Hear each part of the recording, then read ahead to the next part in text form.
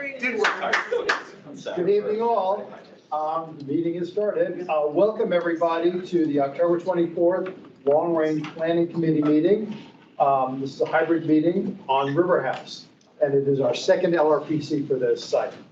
We're holding this hybrid public meeting, which enables remote electronic participation as legally authorized by the Code of Virginia per the Planning Commission's electronic meeting policy adopted July 7, 2022. Do we have any members of the LRPC that are participating virtually? We have a number of people in the room here, but I think we have some people that are online. If so, raise your hand. I will then get to you later, but I just want to identify. At this time, I'd like to orient us to our hybrid environment and cover a few specifics about how tonight's meeting is going to be run.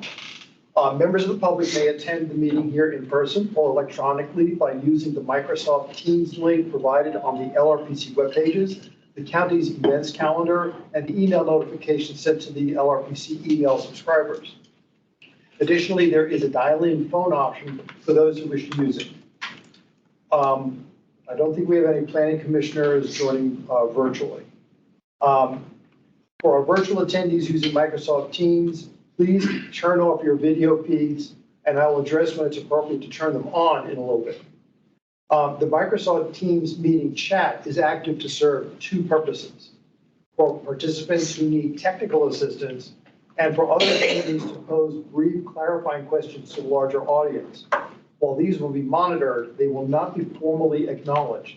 Staff may address these comments as appropriate. The Teams chat should not be used for discussion or for any inappropriate statement. Those who are planning to provide public comment will still need to do so at the end of the meeting, as the chat will not serve as that opportunity. All public comments must be shared verbally for the record during the assigned public testimony period. I would also like to remind everybody who's in the room here, speak up slowly and clearly because our microphones are above us, and we have a lot of people online, so we want everybody to hear what you're saying. And additionally, if you would like to share your screen, please request permission from the LRPC chair prior to doing so for people who are participating virtually.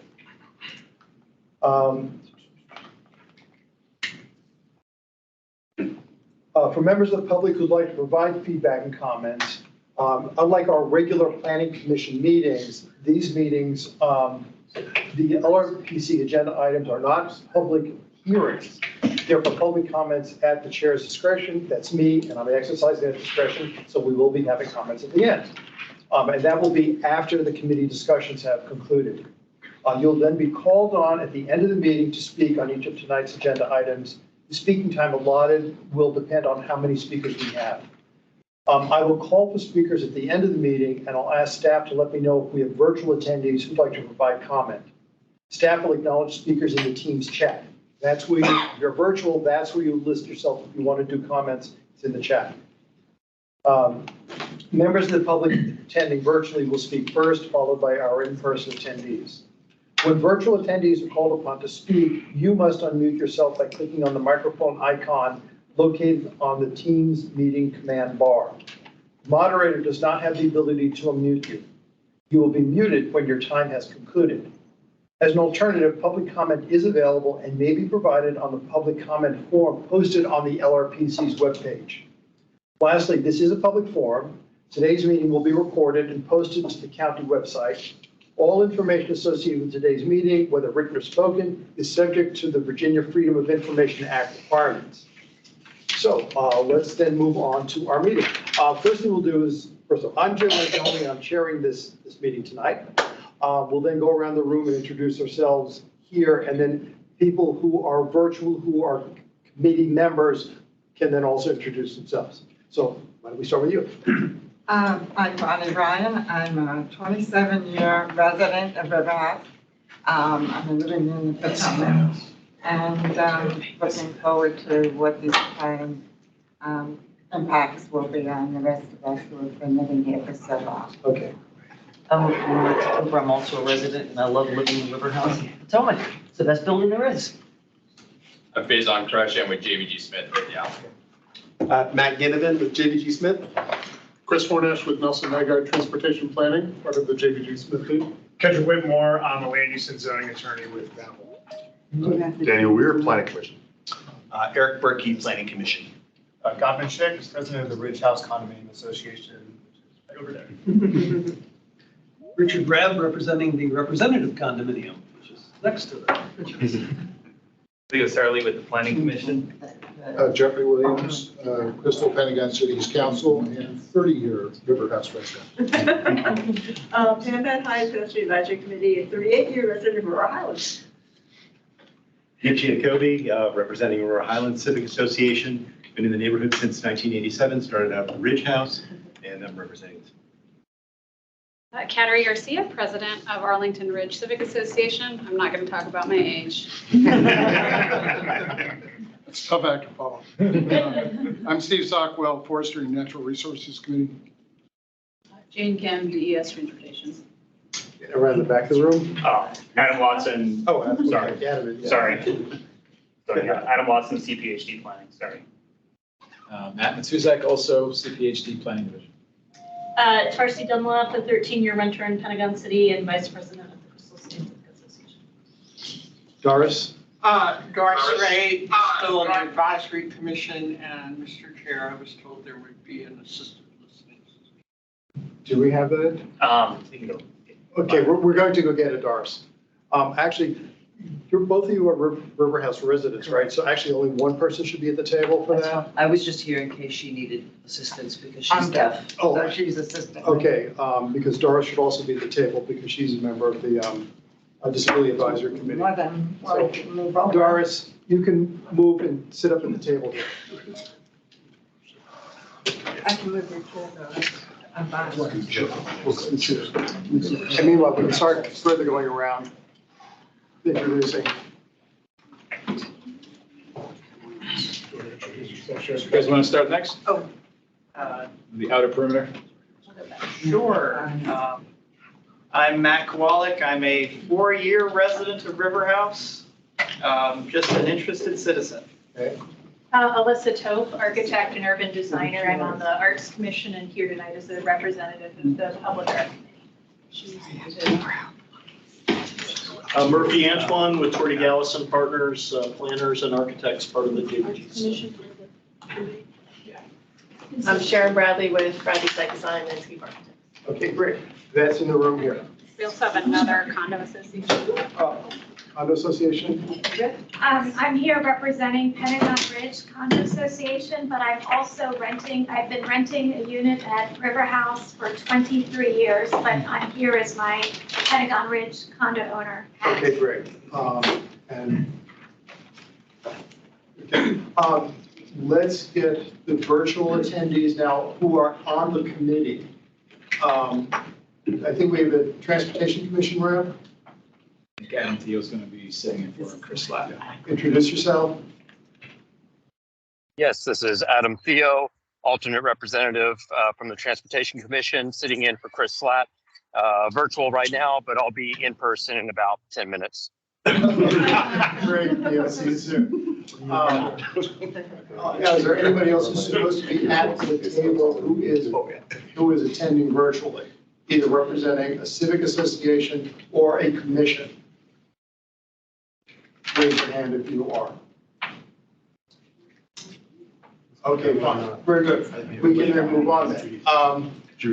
Tonight's meeting will primarily be transportation oriented. We'll see what we can do on, how much we can do on that. But first, I think the applicant will do their presentation. So I'm turning it over to you now. You have the floor and.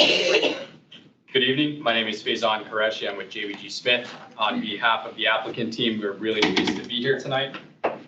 So over the course of the next 20 or so minutes, we will be primarily talking about the transportation elements of our site plan applications for the River House neighborhoods. In addition to that, we'll be giving a quick recap of some of the studies that we previewed in LRPC 1, which were a result of some of our post-submission discussions with the community. In addition, we're really excited to preview some additional studies that react to what we heard in LRPC 1 and other discussions as well. So with that, I'll kick it off to Chris Fornash with Nelson Nagar to talk about our technical transportation analysis. Great. Thank Thanks, Faizan. So again, nice to see some familiar faces and so many new faces. Chris Warnash with Nelson Nygaard. So the Pentagon City Sector Plan, redeveloped or revised last year, offers two main areas of guidance for transportation. One is really focused on internal to the site, biking and walking connections, the green ribbon path through the site. And we'll hear a lot more about that after I finish talking and hand it off to the design team. The second set of guidance really is about the edge and primarily the Joyce Street edge and the desire to make improvements to both sections of Joyce that I'll get into more detail on as I walk through material here. I do want to note for folks who are used to, when we're talking about transportation, we're talking about transportation impacts and we're talking about the MMTA, the document that describes those impacts and how to mitigate them. The sector plan delineates that is for the SBIC process. That said, we conducted an MMTA for this entire site because it is a large site. We needed to consider the impacts holistically, and you'll see some implications of that in just a moment. Next slide. So this slide probably looks familiar to many of you because it is partly based on county data developed in the 22202 study process a few years ago. On my screen, or on the screen here in the room, it looks a little small. So I'll say the left-hand 2/3 basically represents data up through 2015 for some key intersections and locations around River House, including Joyce Street, Army Navy Drive, and 15th Street. And what it generally shows is that we saw a steady rise in vehicle traffic at this location until about 2005, and then a substantial downward trend starting in the late 2000s as the economy sort of peaked, and we all know the recession that happened in 2008, 2009.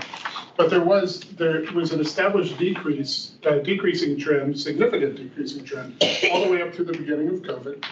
We did counts originally for this project, meaning we actually had people go out and count the number of vehicles on the street and entering and exiting each River House driveway, and also the number of people on foot and on bike, not just vehicles, but we are focusing on the vehicles here. We did those in 2019. And those continued to show the significant trend that the county had documented through 2015. Thought it was important, and the county thought it was important, to look at more recent counts to support this analysis. So last month, almost exactly a month to the day, so post-Labor Day in 2023, post-Amazon's return to office, post-COVID, if that is a thing that exists, we were out in the field last month doing counts, and they show a continued decrease, in fact, from 2019. Next slide, please. Some specifics for those of you who like the more detailed numbers. The top box shows 2019 and 2023 counts. That's accumulated around all of the essentially driveway locations at current River House, and it shows in aggregate about a 28% in decrease in vehicle trips in the morning peak, and about a 17% decrease in the PM peak hour, not the peak period, the peak hour in this case. And then the lower box shows for two specific locations, the intersection of Joyce and Army Navy, and Joyce basically at the Planet Fitness across from River House. Even more significant drops, both in the AM peak hour and the PM peak hour, ranging from about 20% to more than 40% lower. And that's from 2019 to 2023 alone. Why is that important? That's important because, as I mentioned, the sector plan guidance calls for looking at the reallocation of street space along what we're calling here Big Joyce Street, the segment of Joyce from Army Navy down to 15th Street. The sector plan called for an improved sidewalk. It called for, importantly, a protected cycle track, a two-way cycle track. And we've largely achieved that in this proposed design through the reallocation of existing right-of-way. Not entirely. There is additional right-of-way that's required on the River House side, but by reallocating street space, by limiting the number of vehicle travel lanes from 4 to 2, along with a center turn lane where needed, we've managed to accommodate the cycle track and the other improvements that you see in the graphics there, reducing the crossing distance for people trying to cross Joyce Street. They're from in front of River House from 52 feet to 32 feet. That's a significantly safer condition. It's also safer because rather than having to cross 2 lanes in each direction of moving traffic, where we all know the situation where maybe one car yields and the other doesn't see why, dangerous conditions and speeding conditions, frankly. So the results of our analysis, which used the counts that I described before, and also incorporated all the proposed future sector plan growth in Pentagon City and the proposed future River House growth, showed that, in fact, this traffic condition can be accommodated with reductions in vehicle speeds and associated with that, small increases in vehicle travel time, but it's only a few block stretch. So we're really talking about a matter of a number of seconds. So the sector plan, as I noted, also called for changes to Little Joyce, as we call it, south of the intersection with 15th Street. That is currently cuts off two sections of park to the east and to the west, Grace Hopper Park that you're familiar with, and the bulk of Virginia Highlands. The sector plan called for the realignment of that segment of Little Joyce, and we've accommodated that. It now would intersect under this proposal with basically 14th Street, so at the Walgreens, if you're familiar with that. It reads like a driveway, but it would be aligned with 14th Street. And importantly, it enlarges the amount of space available for Virginia Highlands Park. So what we have is a proposed design in our site plan application, but our project, River House redevelopment, can proceed with that design. It can proceed with a different design. It could proceed without the relocation of that section of Little Joyce. It could be accommodated with existing driveways and connections. So that's essentially how Joyce Street is proposed to change in response to, here you see the specific cross-section proposed in the proposed for Little Joyce Street south of 15. So that's all focusing on, as I mentioned, the Joyce Street edge. Now I'm going to hand it over to Sharon Bradley from the design team to describe all of the pedestrian, bike, and other connections through the site.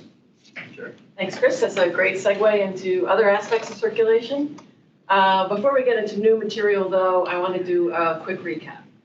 Last time we talked about 4 major design changes.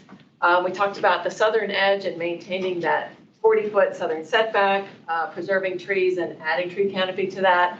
We talked about shifting the green ribbon in Land Bay S to more align with Kent Street. We talked about a C3 chamber and view sheds there, and the removal of the F2 building in the far northeast. But there were additional questions, and you asked us to study a few things further. So we wanted to dive a little deeper into those aspects today.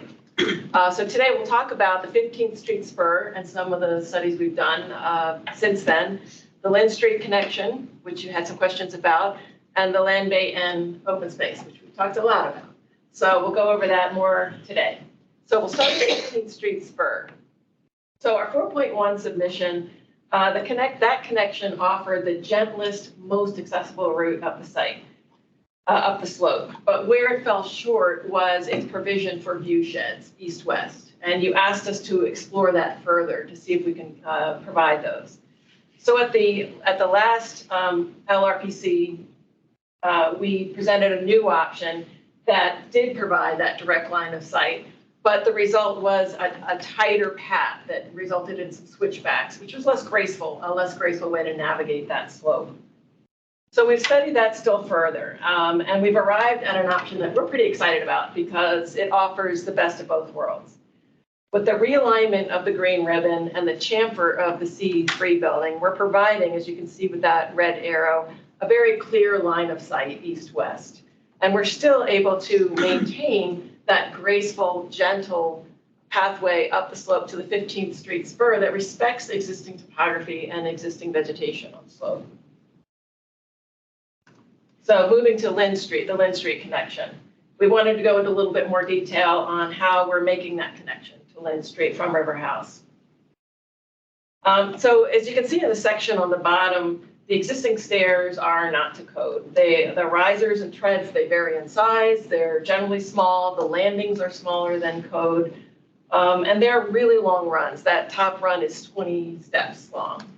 So that's really not optimal. And there is no ADA compliant access right now to Lynn Street. And it doesn't connect to the bus stop. So we wanted to provide those connections. So we're proposing an ADA compliant route shown on the left with the orange dotted lines, and a set of steps that are much easier to navigate. There's a standard riser tread ratio, shorter and regular stair runs, and ample landings. It creates a connection that's currently absent. We're linking the pedestrian circulation network to the mass transit network. Moving on to Land Bay N. Got a lot of discussions about Land Bay N and that open space And as inviting and as engaging as we could make those spaces, we know you wanted more. So the team's been working hard on that. There's been a lot of pushing and pulling of that building massing and programming. And the Tortigalis team has arrived at a solution that gains 30 additional feet of open space there. So if we toggle back and forth there a little bit, you can see how dramatic that difference is. The result of this, you see in plan view, it's not only a change in visual character, but it's also it's allowing for a 50% increase in the number of people that you can accommodate in the space. And you can see that the chamfer of the northernmost building aligns more evenly with the Pentagon Road buildings to the east. We're going from 67 to 97 now in that space. So we're going to transition to transportation site-wide. What we've been talking about sets the stage for the discussion around all the transportation elements.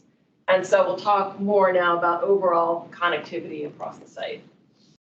So going back out to the site-wide view, you can see how we're accommodating the sector plan requirements for both the bike and the green ribbon networks. The plan shows how these networks lay out on the site both individually and in relationship to each other.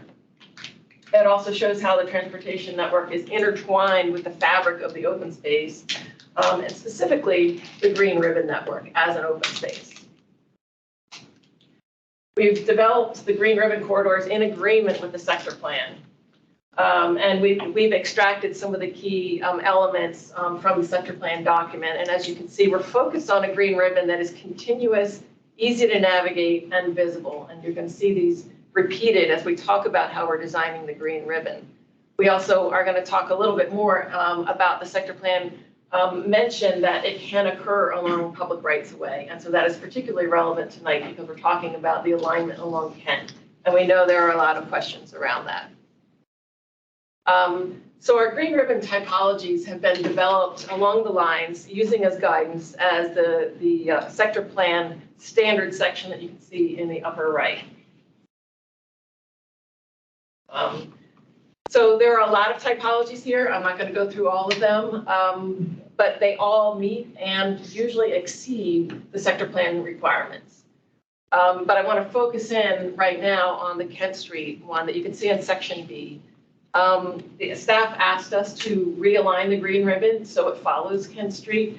And by doing that, by exploring that further, it gave us the opportunity to provide a much larger planting zone there between the pathway and Kent Street, and a more biophilic experience than you would get on a typical sidewalk.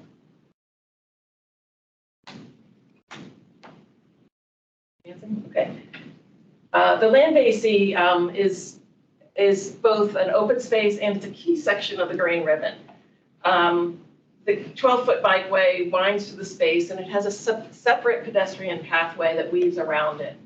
It has many of the same conditions as Penn Place, so we modeled some of our design thoughts on what's happening at Penn Place. We have the width to create a safe and inviting space for both pedestrians and cyclists.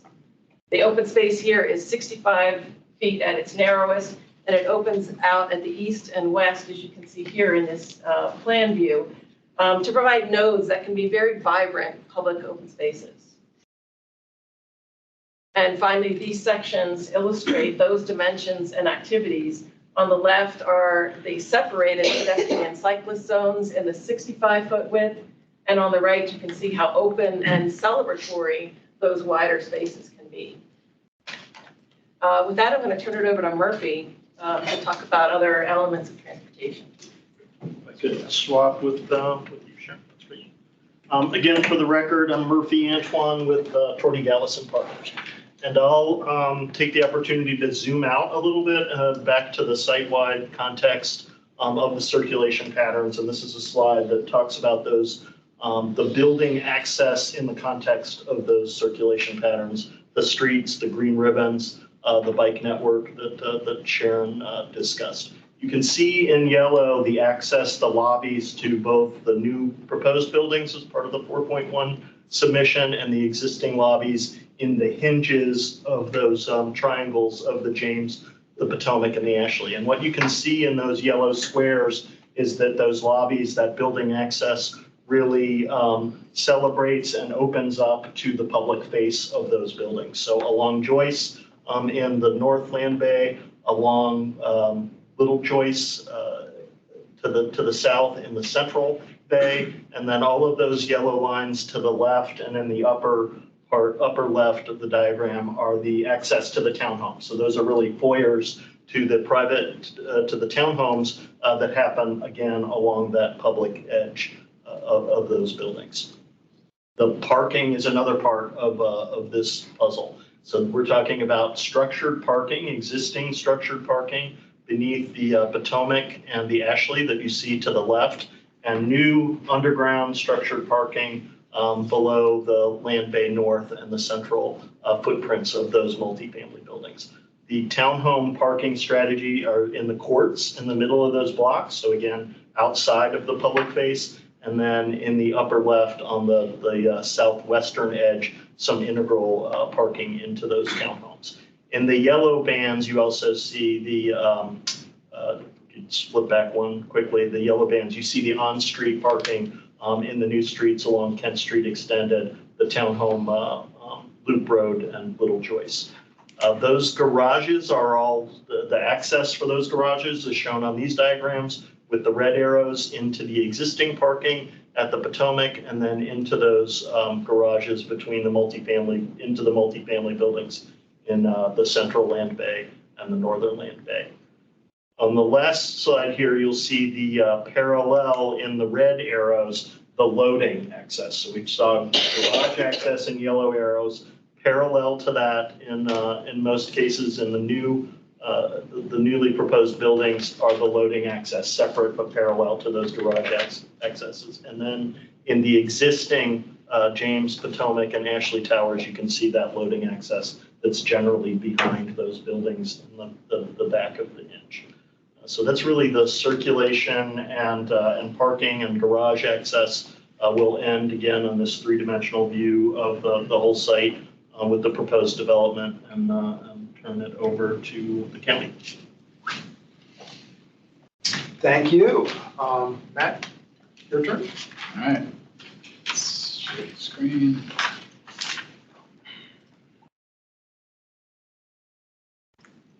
Okay. All right. Again, I'm Matt Matuzak with Arlington County Planning Division. Some of the slides that I wanted to cover tonight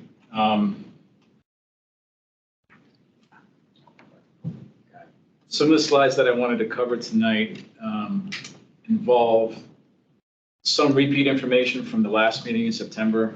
I think just looking at the online attendance, we have some folks that were not here last month. So there's some helpful process and overall planning history that I think is worth covering before we get into the issues and the review and next steps. So with that, what I wanted to cover is a couple of minor changes from the process slide that we looked at last month. The more I think we peel back this very dense project, the more I think we learn about the structure of conversations that need to happen. But it's also really informed by the feedback that we received. So there was a lot of comments and feedback that we continue to receive that informs the sequencing of meetings, the sequencing of topics, and it's really helpful in kind of organizing this very large application. For purposes of tonight and mirroring what you just heard from the applicant, we did want to focus on transportation.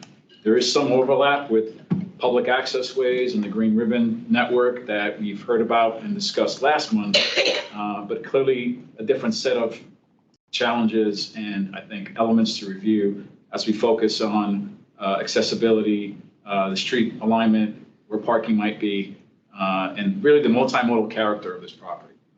So with that, I just wanted to highlight that this is a long process. We are beginning with the Long Range Planning Committee that allows us to look at site-wide elements. And I think if we have a productive conversation and feel like we are in a good place in terms of generally where the parks are located, where the buildings are located, and where the streets are located, That allows us to then proceed into the site plan review committee, where more detail can be focused on the specific buildings, the specific green ribbon segments, and a lot of the slides that you already looked at, just in more detail and depth. As we do that and consider that transition from the long-range planning to the site plan review committee, we are going to be focusing on the two parks, one along Army Navy and one across from Pentagon Road or West Post, where a separate and parallel process, the park master planning process, will also be initiated. This is really a combination of online surveys and some additional dialogues that really drill down with additional stakeholders, in addition to this group, about what we want to see and what the options are in terms of what could happen in those spaces. And also taking into account what's around the block so that we are not really duplicating efforts and really making sure we address key amenities that we want to see here as the site develops. And then finally, at the bottom of the screen, you can see we have public hearings. This is really kind of what we call the roadshow of commissions and committee hearings that all site plans have to go through on their way to the county board hearing, which at this point will be somewhere in the middle of 2024. But again, it's informed by a lot of the discussions that are still ahead of us. We did have a visual that I think tried to capture all of this in one graphic, but I think we're getting to a point where we need to just break that up into two. So for purposes of simplicity, this one really tries to get at the rest of the calendar year. What are we anticipating through the end of December? You can see here in yellow, we're highlighting the topics for tonight's discussion, but soon thereafter, in mid-November, we are identifying an additional and what we consider a final long-range planning committee meeting, at which point all of us could really regroup and consider the feedback we received, all the different studies and where they are concluding possibly from LRPC #1 and tonight's meeting, and really begin to start the transition to the site plan review committee. So I think there's so much to cover, and I think we've heard a lot, and I think to the applicant's credit, they are studying a lot of these issues that we really want to have a firm understanding of the direction we're going into before we make that transition. We are also targeting a walking tour of the property. Ideally, if this weather holds up, November would be a good month to schedule that. And as I mentioned, the park master planning effort could begin as early as December with our colleagues in the Department of Parks and Recreation. So that's the end of this year. Looking at 2024, and again, we're intentionally not identifying any dates because this is still in flux. But in terms of the organization of meetings and topics, this gives you a sense of kind of what we're anticipating, primarily driven by some of the bigger items like transportation, like public space, less so I think about architecture. But again, we're reviewing what essentially looks like 2 or 3 different site plans in one, because site size, the number of buildings. So a lot of these items really have to be broken up and separated for us to have a productive conversation. Next, I wanted to highlight just the adopted policy for the area, particularly the sector plan, and as it relates to this particular property. Those of you that are maybe less familiar, the sector plan was adopted in February 2022 and really sets the stage for how the county board can consider redevelopment applications that still meet the vision that we've set for the property and adjacent parcels to the east. So this establishes more of a regulatory framework and conditions under which additional density could be considered. So we'll get to that as we progress in the slide deck. But one of the key elements that we're going to keep returning to is really a set of planning principles that are embedded in the sector plan that kind of represent the livability priorities that were established back in 2019, if I'm not mistaken. And they really set the parameters for how we should consider trade-offs, ultimate goals and objectives for the property, particularly in areas where there might not be a clear answer. So I think throughout the process, you're going to see us come back to these 6 planning principles and kind of use them as a guiding light to figure out which direction we should take and how do we arrive at some of these recommendations moving forward. The plan itself does have a development framework, which is comprised of 4 key elements.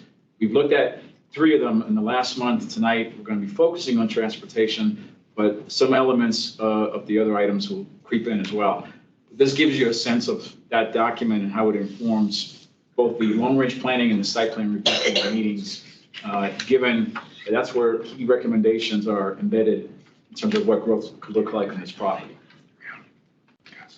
As you look through what is a pretty dense document, the sector plan does have a combination of illustrative exhibits that are intended to kind of spark inspiration and give people a sense of what could happen, different ways in which the plan can be interpreted.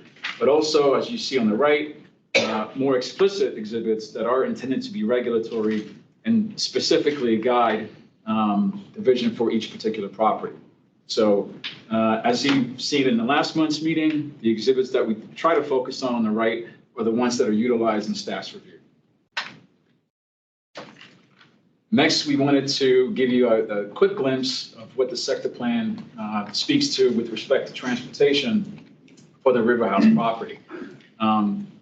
This exhibit on the right is really a overarching summary of all public access ways and connections that are anticipated throughout Pentagon City, but particularly on the River House site. You can see here that in addition to the major arterials surrounding the property, there really is a strategic emphasis on how do we improve north-south and east-west connectivity, and doing it in a way that helps us achieve a multimodal success story here that allows people to not have to rely on cars, even though cars will have a path to navigate through and around this property, but making sure that whether you're using a bike, you're walking, or using micromobility, there's a convenient way to come across, reach your other destination, and do it in a safe and convenient way. And one of the things I think we continue to highlight is really how these public access ways become intuitive, either through safe lighting, signage, and really, I think, just having a straightforward approach to the alignment that connects some of the key destination points in and around River House. One of those pathways is, of course, the bike network. We're going to spend a lot of time at the site plan review committee on this, but really for purposes of tonight, trying to see to what degree do we want to emphasize the alignment of this network, where could we identify beneficial redundancy alignment in addition to the primary routes that are indicated on our map, Kent Street, the realigned Joy Street, and some of the other opportunities, and where do we think that network can share space with vehicles and where does it need to be separated in addition to the pedestrian pathways that exist. And finally, the street cross sections, the sector plan gets into great depth where primary arterials are identified. What does that overall cross section look like? Here, obviously, a lot of emphasis on Joy Street, kind of the combination and relationship between bike network, pedestrian, and vehicular traffic, and also looking at sidewalks. Again, going back to the multimodal success story, where should sidewalks be? How wide should they be to make sure that people feel safe and have multiple opportunities to navigate through the area? And then finally, our last series of slides looks at where initially I think some more information could be beneficial and where staff is developing some initial questions as we review this application. So this is going to start from the south, working our way to the north. On the southern land bay, I think there's a number of sidewalks that I think are not reaching some of the anticipated widths that we've had. This is a tricky conversation because there are some additional and redundant connectivity opportunities here that were not anticipated or expressed in the sector plan. And I think that opens up the conversation to what is the appropriate width. In addition to the sector plan, which does include an 8-foot minimum for clear sidewalks, staff is also referencing the master transportation plan pedestrian element, if I'm not mistaken, which does have, I believe, a 5-foot wide clear sidewalk. So where we fall within that and where we think necessary adjustments are needed is really what we want to hear from you all, particularly where you see the number 1, where I think on the western side of that roadway, we don't have any sidewalks right now. So that's something we just want to clarify and have a conversation around. Additionally, on the bike network, shifting further north a little bit in the central land bay, I think we're just looking for more information to see how the bike network will be accommodated along Kent Street and the realigned Joy Street. The applicant has some opportunities and options ahead of them, so we're going to be closely monitoring how that gets resolved in relationship to the cross sections we want to achieve there. And I think probably most importantly for tonight's purposes is number 2, where the primary green ribbon pathway intersects with the bike network. And what is that relationship like? And any adjustments we feel are necessary based on what the applicant has proposed. And lastly, this is on the northern side, more for really awareness, and that the applicant is continually working with the fire marshal and our staff in the Department of Environmental Services, and really evaluating the opportunities that exist for achieving fire access, but doing so in a way that doesn't impact some of the other elements we want to achieve along Joy Street, pickup drop-off areas, on-street parking, street trees, and doing so in a way that meets our goals, both in the sector plan and the MTP, as well as satisfying the fire marshal in this case. So that's something we're going to continue to look at as we get into SPRC. And I think the last slide we have is just a reminder that our next and final meeting will be November 16th. We're going to be right back here in this room to really conclude some of the feedback we've heard, have an applicant have a chance to summarize where they are ending up with these studies, and get ready for SPRC. So I'll stop there and hand it back to Jim. Good, thank you, Matt. So it's now with the committee for discussions, and as Matt mentioned, transportation is going to be our focus tonight, starting now. I prefer that we not get into changes that were raised by the applicant. First, let's talk about transportation. If we have time after, we can start getting into those, but otherwise it'll be at the next meeting. We can get further into that. Anyway, so starting with transportation, we can start going around the room, or does anybody have something burning they'd like to just jump in right away with? Okay, Pam. Sidewalks. Am I correct that on Big Joyce, you're planning a 10-foot clear zone? I believe so. I don't Which know is if, wonderful. yeah. Thank you. I'm very concerned that when it gets to Little Joyce, it is a 6-foot clear zone, because that is a continuation of this major pedestrian passageway.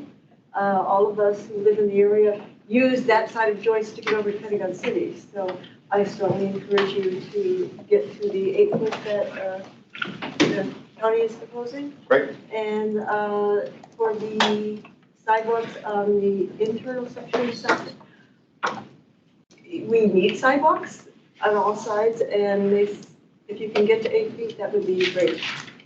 And it looks like in one of your sketches, you've actually successfully combined the green ribbon and Kent, and that looks great. So Great, thank you. I'm impressed. Thank you. Okay, we probably have a number of topics we can cover with transportation.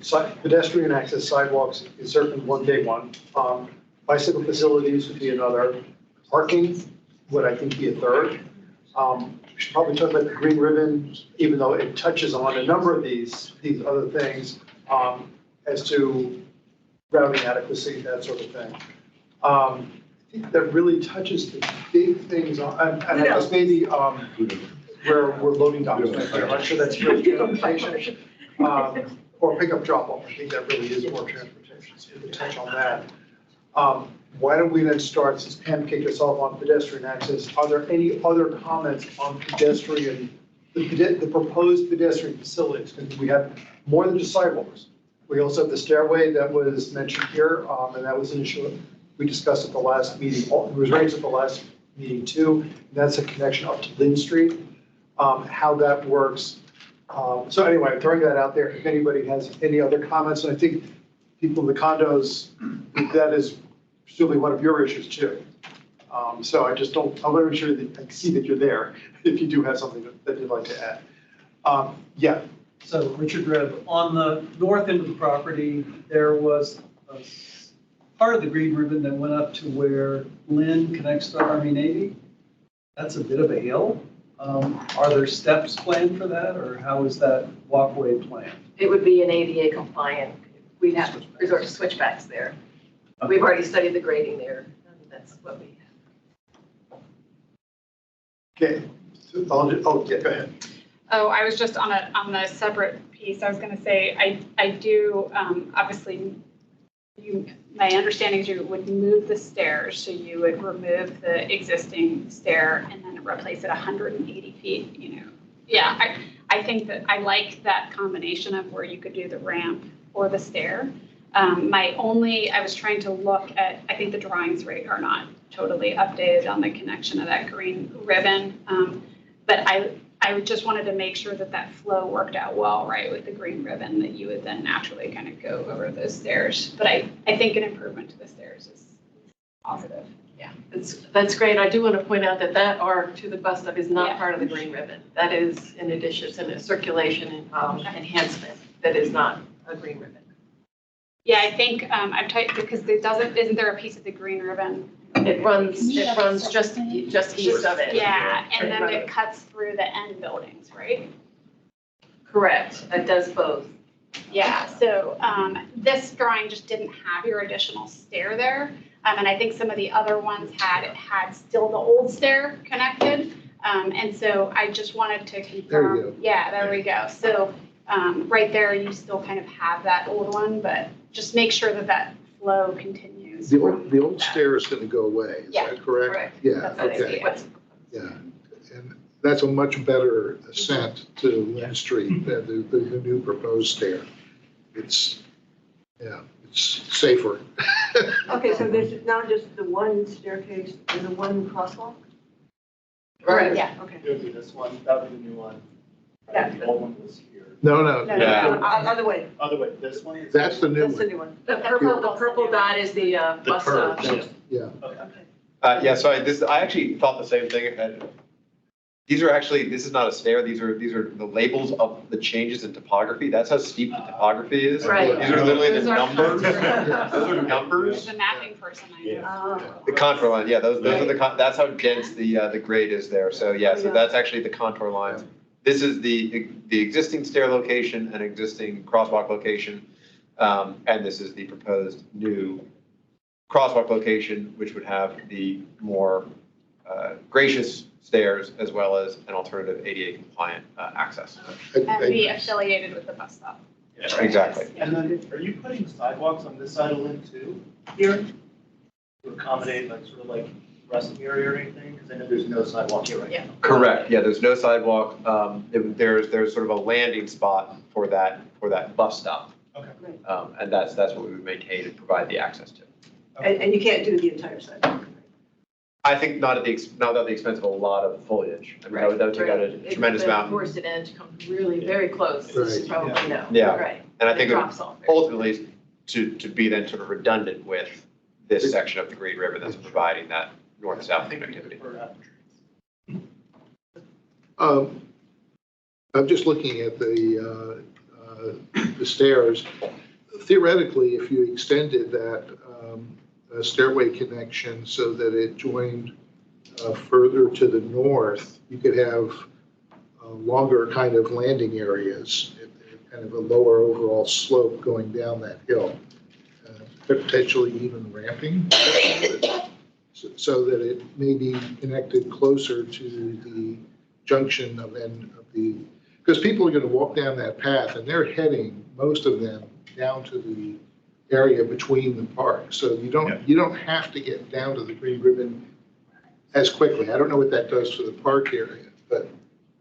Our main consideration there with the alignment was the existing trees. Reading between existing trees. And the bus stops. And get to the bus stop, but its route going eastward from Okay. there was really dependent partially on the trees. Fewer trees impacted by just getting down to the green ribbon. Correct. Okay.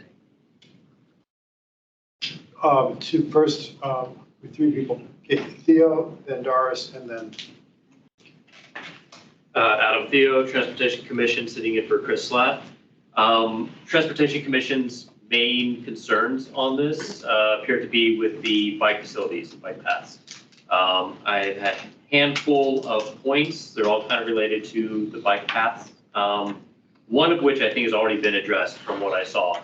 The realigned South Joyce Street, from what we saw earlier, did not seem to mention bike paths, but I did see in the cross section that is present. So that addresses one of our concerns right there. We would love to see those protected or dedicated bike paths along the realigned South Troy Street. One question though is, and I didn't catch this on the earlier slides, is bike paths along the main green ribbon cutting through east-west. I didn't see any mention of that. So we would love to see some more details on bike paths along the main green ribbon cutting east-west through the site.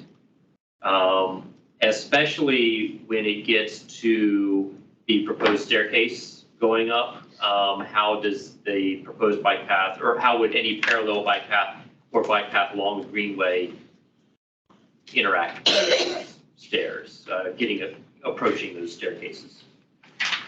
The new stair that we just discussed to Lynn? Yeah, correct. Like where would the bike paths or any proposed bike paths along the main green ribbon, how close to that staircase, or how would it impact or be impacted by the staircases?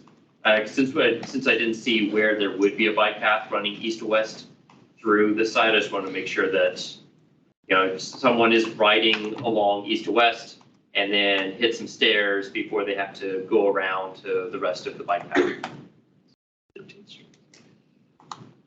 Right, I don't think I'm following. There is a continuous green ribbon, which is completely ADA compliant and multimodal. So there is a continuous path for north, south, and east. The main one east-west? Correct. Okay. It doesn't intersect with stairs. Okay, so it just gets to that green ribbon that's on the west side of the site, and then people can connect. Correct. Without having to hit that staircase. Right, right. All the way to the 15th Street spur. Yes. Not clear from your drawings.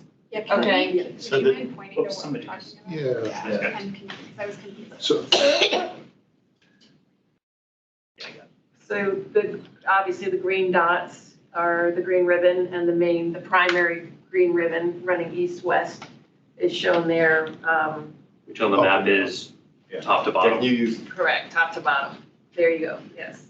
The biggest dots. Exactly. And that one is fine for bikes. Yes. Okay. Separate track. Yes, and that I was talking about in between the central land bay buildings, how there was a 12-foot pathway for cyclists and a separate 6-foot pathway for pedestrians. Okay, and that's still the case? Oh, sorry. Is it thought that the Woodland Walk will accommodate cyclists, or is that mostly thought to be pedestrian? It's supposed to be multimodal. Okay, so it can It accommodate can both. be shared, Okay. yes. But I think just, Adam, to come back to your question around this section here. Okay, right there. Yeah, so, and I think we just need to be specific, Sharon, too, on how we're describing it. So we have the width where we could do sort of the type of separated cycle track that we have on Joy Street, right? Where you have a true physical barrier separating the cyclists from the rest of the traffic. And we had a similar question arise on Penn Place, where we had, that sort of first section of the green ribbon going through the plaza there. And there, the solution we wound up, we settled on was a sort of shared multimodal use path. Routing through Penn Place, right? Yeah, routed through Penn Place, because we didn't feel on that site plan, and I would not feel also on this one that there's the same need for a physical barrier for the cyclists. And so it is a shared multimodal use path going through that open space. It is not a physically separated cycle track like we have on Big Joy Street. Right. I know Transportation Commission might have some more comments along this. Sure, yeah, no, I think there's definitely room to. Since according to the sector plan also is sort of called for dedicated bike paths. Yeah. So trying to lump it in with pedestrian paths as well may cause some problems. This is the section, right? Correct. In the presentation. Yeah. So that's between the two, C3 and C2 buildings. Right. Sorry, it's small. There's another one that shows the two different ones. They weave back and forth. Because, so we did want to provide some separation, so there is respite if people do not want to interact very much. They cross twice, it crosses twice. And I think that might be fine. After all, we don't expect cyclists to be like speeding along and sort of like some speed track type of thing. But as long as it is separated, physically separated from pedestrian spaces, so there's not this constant collision or potential collisions every 5 feet or so. Right, and we felt that given the streets at either end, east and west of the space, you're not going to be at high speeds as a cyclist. It wouldn't be appropriate for cyclists to be moving at high speeds. So recreational cycling on that 12-foot multimodal path, we're showing both because we do feel, as Matt said, that this could accommodate both. But there is also that 6-foot secondary path that you see on the left. And if, can you go to the plan view? Yeah. And you can see how those interact with each other. So the darker gray is the 12-foot path, and then the lighter gray is the pedestrian path with areas of respite that you could sit down at a bench and be off the cycling path. And they're also separated from each other in a lot of places vertically, as the section showed. Part of that's by necessity, I think I recall, because the multimodal path can have steeper grade, but the pedestrian path, in order to ensure that it's ADA accessible, has to have a few more switchbacks. Right, and we did, through that space, wanted to avoid switchbacks. We couldn't avoid them at the far east end, but everything else in there is less than 5%. So we're not creating true ramps, handrails, all that visual clutter. It's sort of universal accessibility moving through the space. What happens west of Kent? Is that still a multi-use path? Yes, it moves. That's the 15th Street spur study that we did. And how wide is that? And that, 8 feet minimum. Okay, and that, there's no separation of the multimodal there, right? There isn't. Going up this, we'd have to lose a lot of trees if we right, and it's separate steep, those. and you're not going to be going fast. What kind of grade is that? Once you It's get the, about 15% if you were to go Whoa. straight up the slope. yeah. But with the current switchbacks. It's less than 5%, no true ramps. But it's a tricky thing for a bike to do a switchback. Right, it's a gentle, it's not folded back on itself, and that was why we So were trying to get is back it to likely that a cyclist going between the C buildings when they get to Kent, rather than knowing that I have this switchbacks ahead, are they just going to take a right and go up Kent to Lynn? That's- It probably depends on the cyclist, right? You know, like Right. the cyclist, yes, is gonna take the right, you know, the casual bike rider might decide, you know what? Yeah, I'll- wait till they get to the first switchback. Exactly. And then pushing their bike. But they might up walk, the way. yeah, yeah. Okay, all right. And the orange dots, in fact, that you see on this plan indicate a sharrow, where it's, and we have this a lot in the shared road. Because again, it's a slow speed road. Right. And many of the other roads in the county are considered to be appropriate for this, and we thought that Kent Street extended and Joyce realigned would be appropriate travel speeds to accommodate that. Does the sharrow imply that there's a marking on the pavement to say you're sharing with a bike? I think so. Should have a shovel Yes. mark.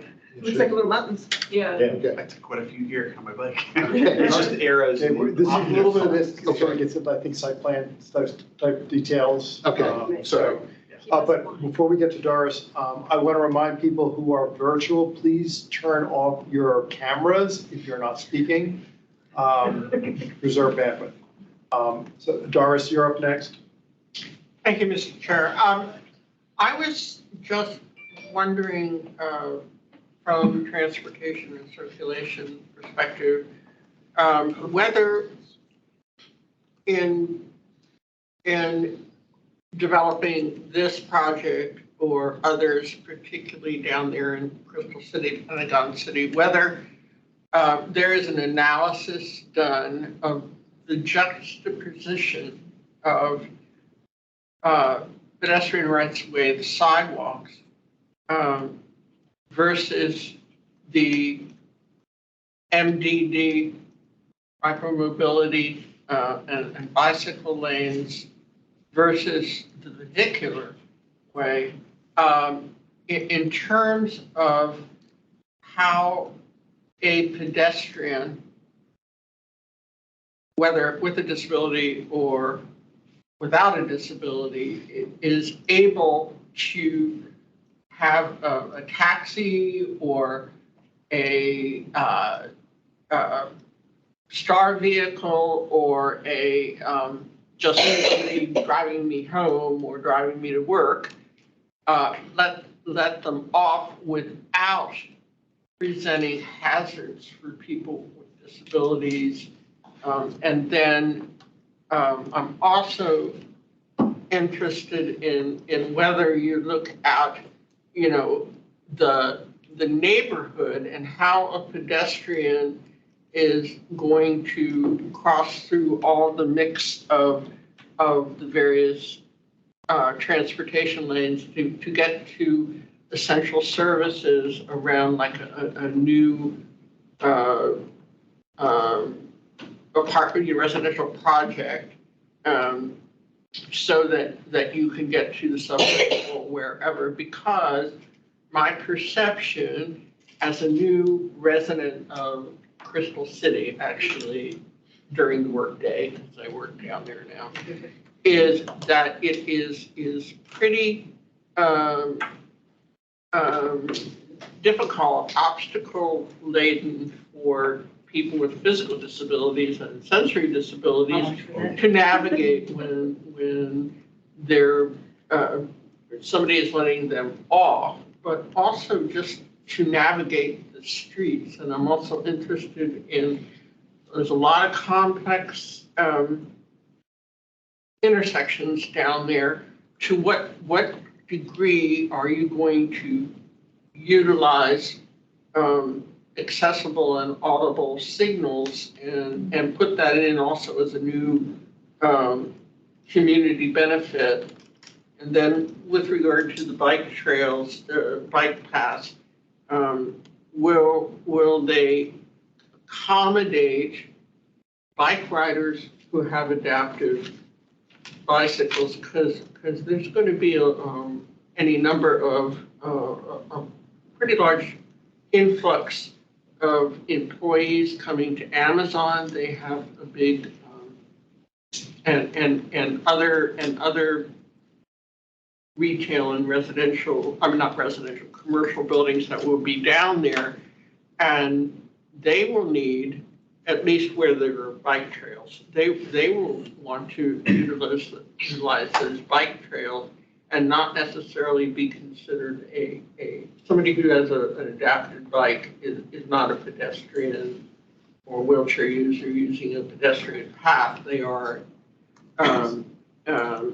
cyclists. So those are the kinds of things, and I don't know whether we've studied them before, but I think in the new inclusive community environment, they should be, and as well as how the pedestrian rights of way are going to be affected, before they're built by sidewalk features such as the plantings that are set up right in front of my building. There's a planting, and it's the only place that a taxi can pull up. And then they're right in the middle of the sidewalk. There's a step, so it makes it, the person with a disability has to walk further to get to where they're going. So those are the kinds of things I would like to see, particularly here in Crystal City, Pentagon City, and throughout the process. Okay. Thanks. A couple of questions. What is, going back, follow up on some of the bicycle planning questions that Theo started us on. When, I guess maybe this is for the applicant, when would what we're calling, or what you call Big Joyce, when is that going to be delivered? And if not known, when would we know? And how is the timing going to be memorialized? My expectation, and I will have to figure this out with staff, but that will come in sections along with those end buildings, the land bay end buildings. And that's because in order to put that in, we're going to effectively have to eat into the River House site a little bit, including the River House parking. And so when we're building those land bay end buildings, we're going to build them in 2 phases. And one, the building that's a little bit to the south, is almost certainly going to be the one that would go first. And that building both delivers the new apartments, it delivers the parking for those new apartments, but it also delivers replacement parking. That replacement parking is what enables us then to start on the second phase of N2. So I think the sections of Big Joyce will need to come in sections with those two phases. And I'm sure you've told me this before, but I've forgotten. Yeah. Or perhaps we've postponed it to staging. Do you have a sense of which of the bays are going to go first versus last? We don't, right? Because I think that if we could predict interest rates and construction costs, right, I'd be able to give you that answer.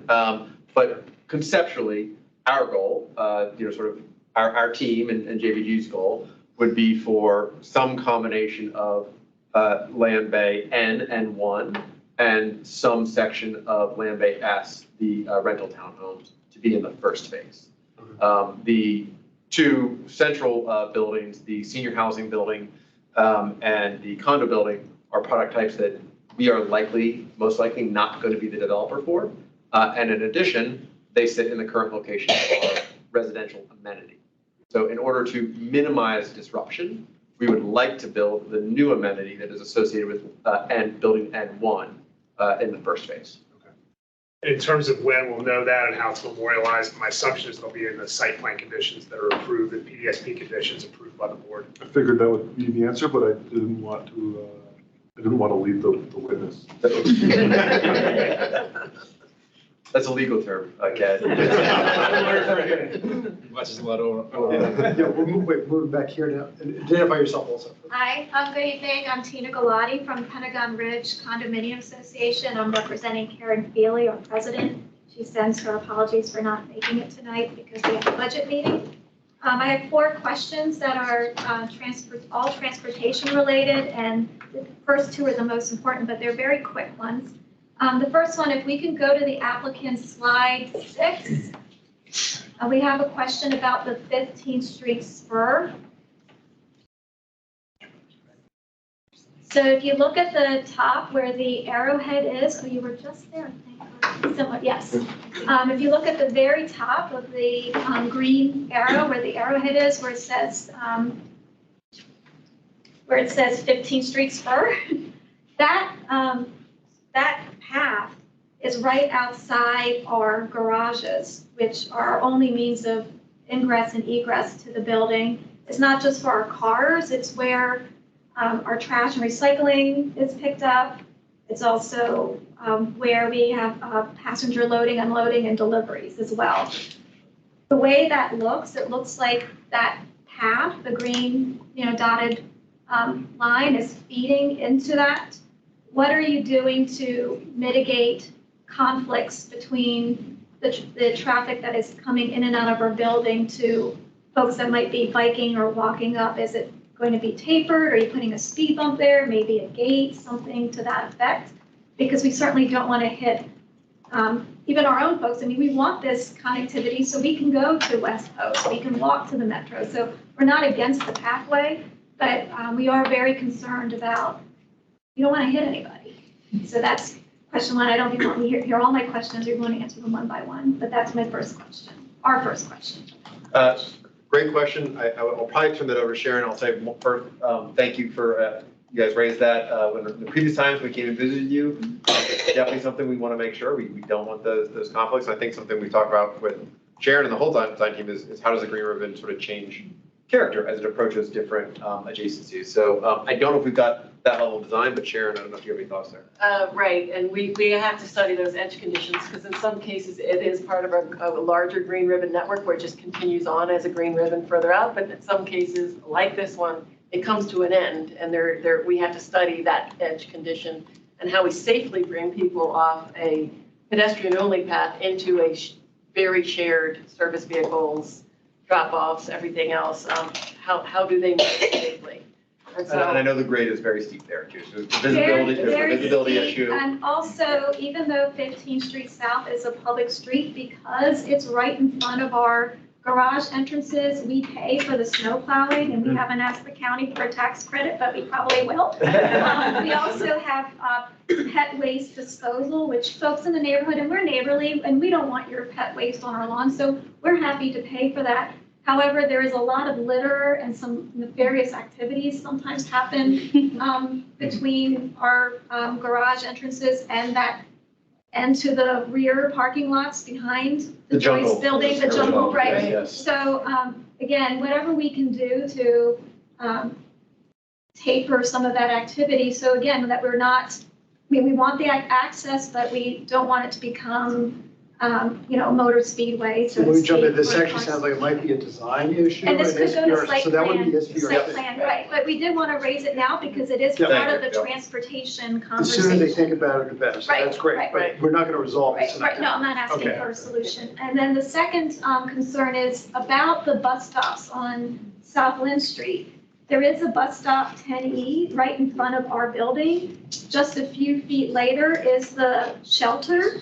And I'm talking about the east side of South Lynn Street, heading towards the east. So in front of Pentagon Ridge Condominium, there is a bus stop 10E directly in front of us.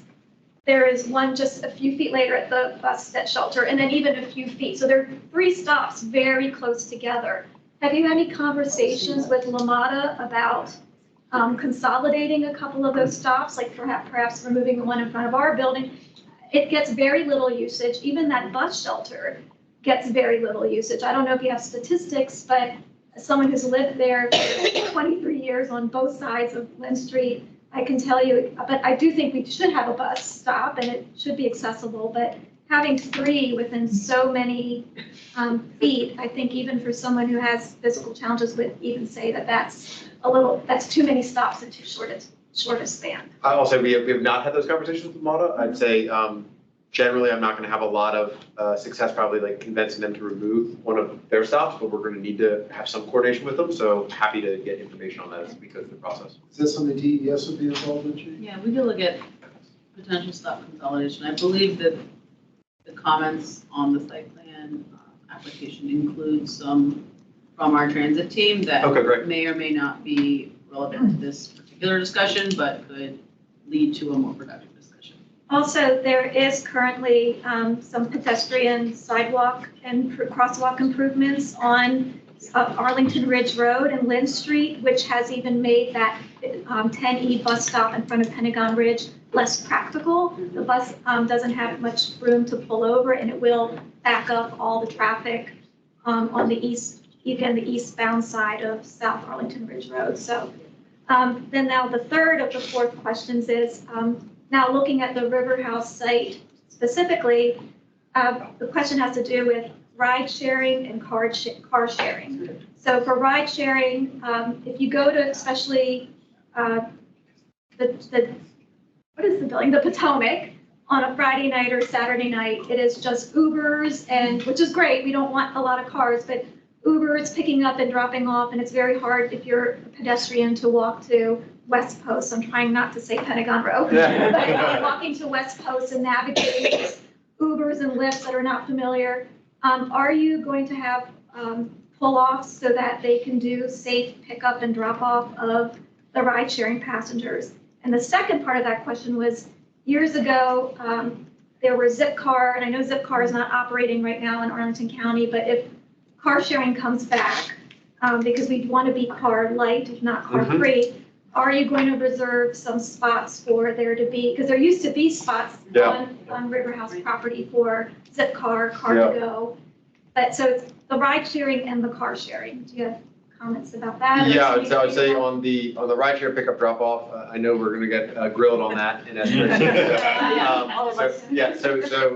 So yes, we have done some analysis and have some thoughts on where we think those pickup drop off locations can go.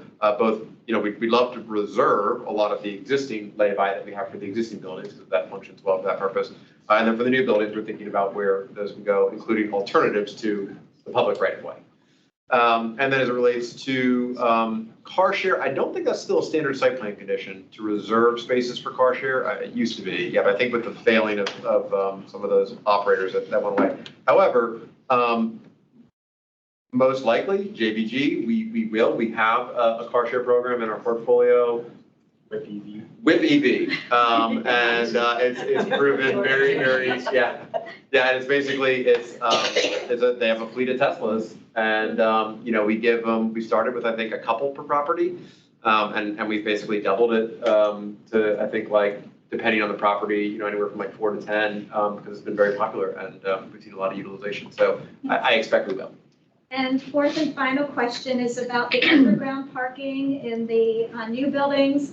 Will they be designed in such a way that two cars, incoming and outgoing, can both go at the same time and not have to look at the mirrors to sneak around? I'm referencing the Gramercy and the Bartlett buildings where if you're going to Whole Foods or if you're using the retail where, Epic Steakhouse and Dunkin' is, it's very hard for two cars to pass each other. Are you designing, or do you have plans, and maybe that is an SPRC Well, yeah, but Murphy can answer that. But is it, generally, are you have that concept in mind? Yes, Thank you. yes, and those garages have been sized to be efficient, straightforward garages. It's a little harder under bigger buildings like some of the ones you're saying. But and I was like a big difference from Met Park is where you guys have located the garage entries is not directly on these really busy sidewalks. It's off of them. So I think that should help as well. Which will help the pickup and drop off as well. Thank you. Steve, sidewalks question. With respect to the narrow sidewalks that the staff alluded to, 4.5 feet as opposed to 8 feet is quite a bit of difference. Will there also be a consequent reduction in the planting area? Will street trees be affected?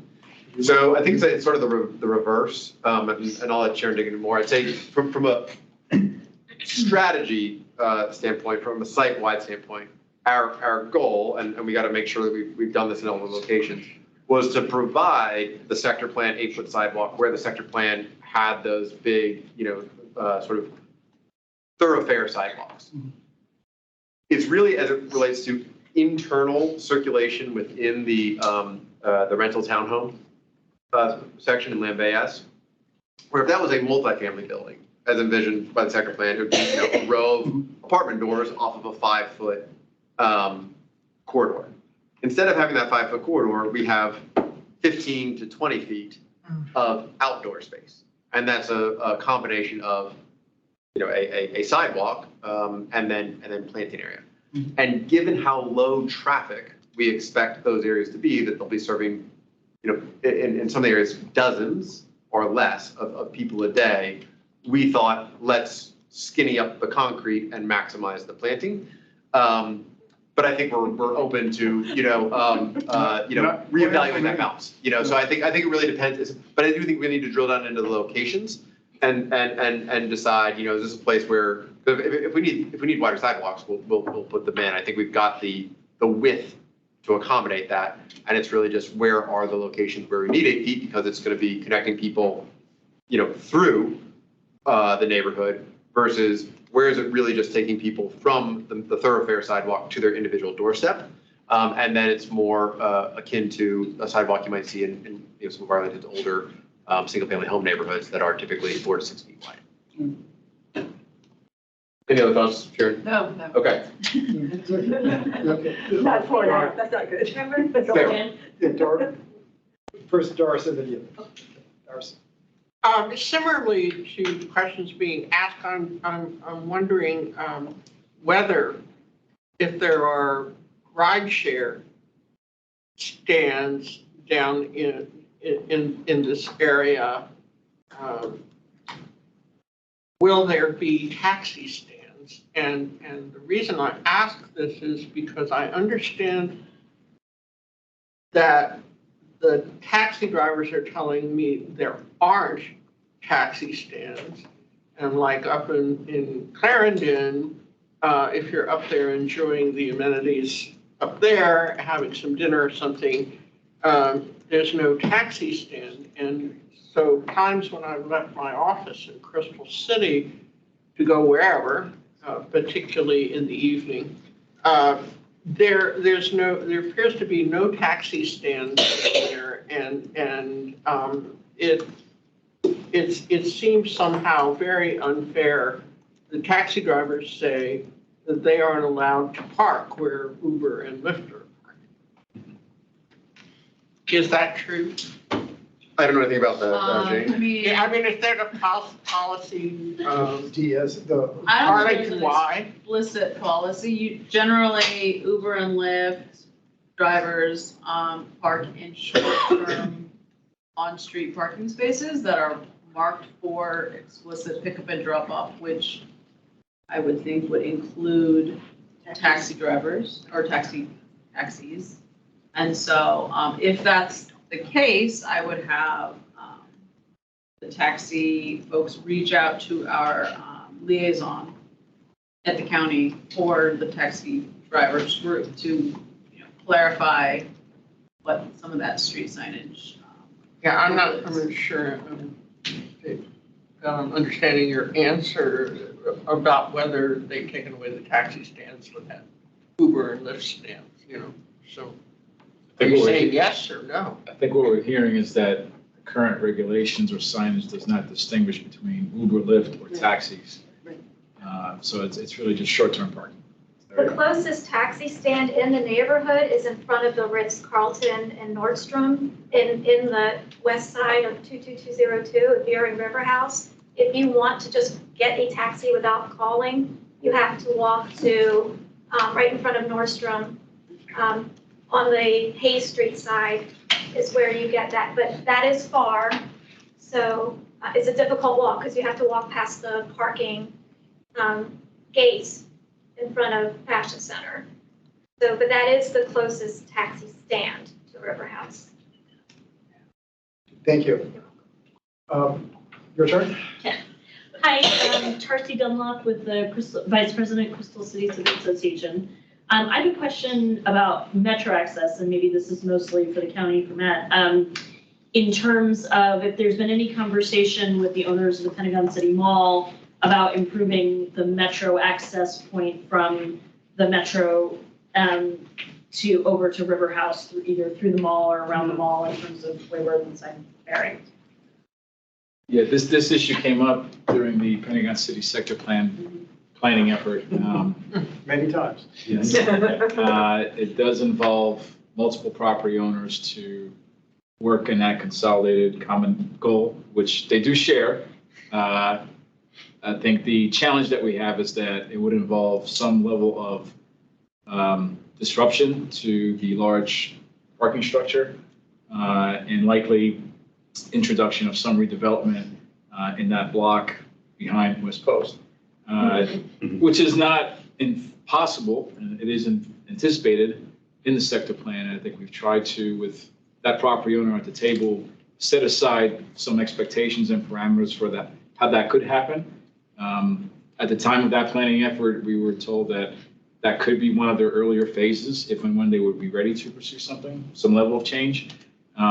It wouldn't be, I think, the most convenient access way. It's just simply doing the best they can in the type of intervention that would involve in terms of maintaining the parking structure, which is a critical component of the current operations, but doing so in a way that at least improves the current game that has to be played in order to get from A to B, Metro. Anything else? Thanks, Darcy. Yeah, and then. I'm happy to wait too.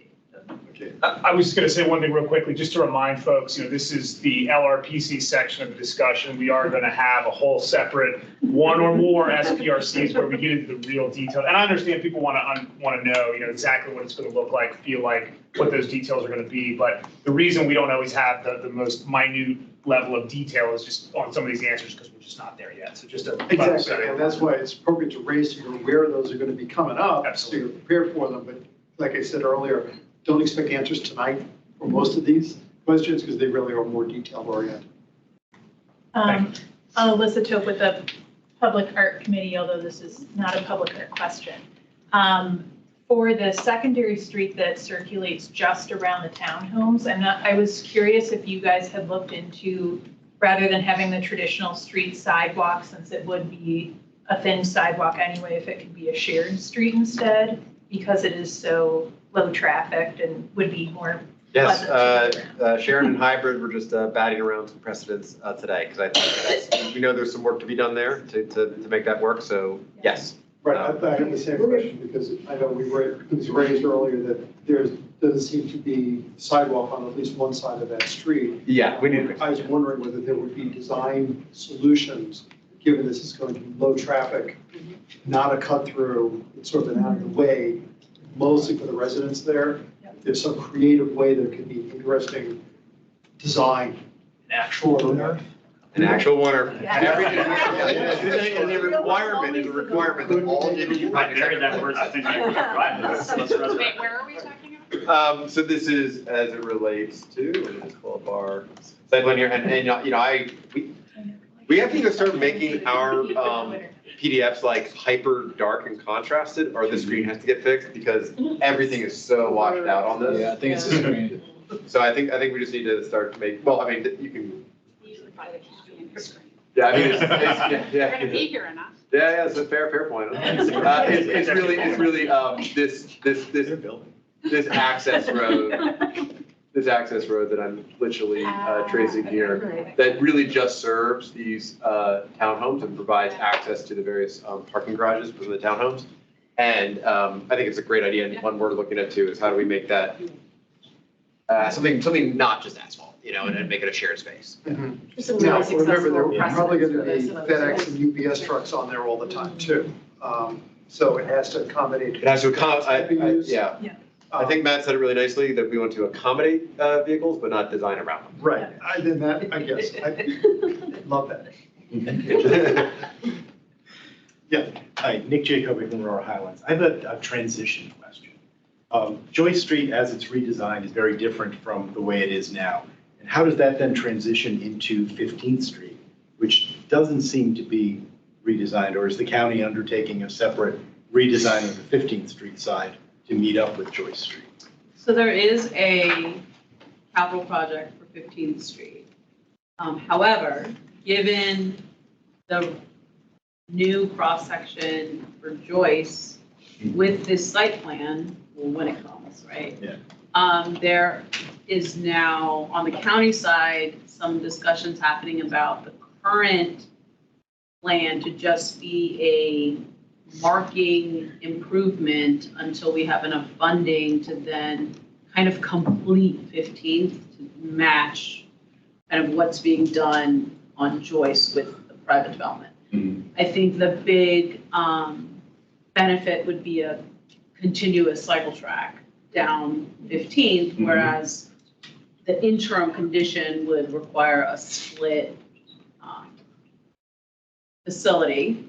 But ultimately, we are looking to see if that is a feasible option, given funding and timing and all of the things that go into deciding the capital project side of things. But we are internally discussing kind of the vision for 15th, given that this project is now coming, right? Like the planning for the current project started 10 years ago. And so, now that we know what's happening, we want to make sure the county is not going to build something that's not compatible with something else, but also to provide an interim condition that allows a smooth transition between, the new and the existing. So you might cut some of the lanes there on 15th as well. We may look to do that. Okay, that'd be great. We just, the data that we get from J.D. Smith and look at for the MMTA would still apply, going down 15th. And so given that information, we can, make a better decision on continuing a cross-section that's being introduced or modifying it, however we need to on our end. And so all of that is now kind of within the transportation planning and capital project group to dig into further. And on that similar note, I am a little confused. Well, first I really, on Big Joyce, love the protected bike lanes. I love protected bike lanes because of pickup, drop off, other people doing other weird things. It is terrifying, right, to be on a non-protected bike lane. Crystal Drive. So I am interested, however, with the little Joyce or whatever we're calling it. How do those bike lanes transition from the protected? Like, are they going to continue into that, or are the bicyclists are now going to be sent kind of a new way through the green ribbon, although I feel like the people still wanted to go south or north. I was a little confused by how that would work out. I don't know if Chris or Sharon, you want to add anything, but I mean, it's a two-way protected cycle track Yeah. along South Joyce Street. And then Little Joyce, as of right now, that's anticipated to be a shared, it's a low-speed road, so therefore it's bikes and cars are sharing that same road. So Could that not actually be even a a bike Sharrow? lane at all. No. A Sharrow along Little Joyce? I I assume that's know, the, the first, the northernmost, I think that's what you're probably about to say, the Yeah, I was northernmost wondering are, about what the side view is, that I saw earlier. I I think thought that was was- Little Joyce. That wasn't Little Joyce, that was Big Joyce? I think projected, there was a little spur of the. So the sector dedicated bike. plan does show a little spur there, between Big Joyce and, I'm gonna call it the green ribbon, right here. Yeah. right? So that, Mhm. so I think, again, I believe it's in the comments that we sent today, yesterday, Yes. that we are looking to see some sort of continual facility for that spur. But then south of the green ribbon, a Sharrow or some other low-tech infrastructure would be appropriate. So I think that we are still in discussion. Yeah, so- Because the sector plan does call out that spur, and we do want to make sure, again, that people coming off of Big Joyce are, kind of having them go towards the green ribbon is a little bit Okay, I'd the like to jump preferred in. path, and I think we will continue the conversation. Because my 2 cents, Sharrows are to be avoided wherever we can, especially here, we have a very dense urban area of all of National Landing, really. So avoiding Sharrows within the entire border of National Landing is, I think, something we should really try very hard to accomplish. I'll say that the existing and projected future traffic volumes on the section of Little Joyce that is south of the Green Ribbon, and in fact, even north of the Green Ribbon, are so low. They're much closer to the traffic counts on Joyce Street as it goes down into Highlands. But heard the comments, so we'll study adding protected cycle track there, or protected bike facility. In that spur you're saying. And And the then spur maybe right turn here. into a non-protected or something Yeah. after, yeah.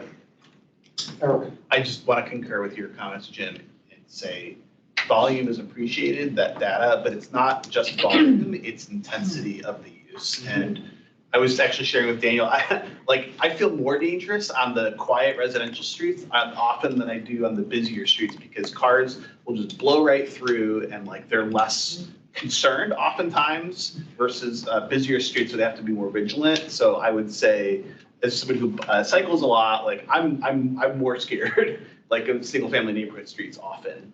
So I would appreciate avoiding Sharrows. Thanks. Also, I'll just note on the Sharrows on the part of Little Joyce south of the green ribbon, I believe that's the part of the new rerouted Joyce Street, which would be going right up next to the southernmost River House building, basically that pull-up, pickup drop-off spot.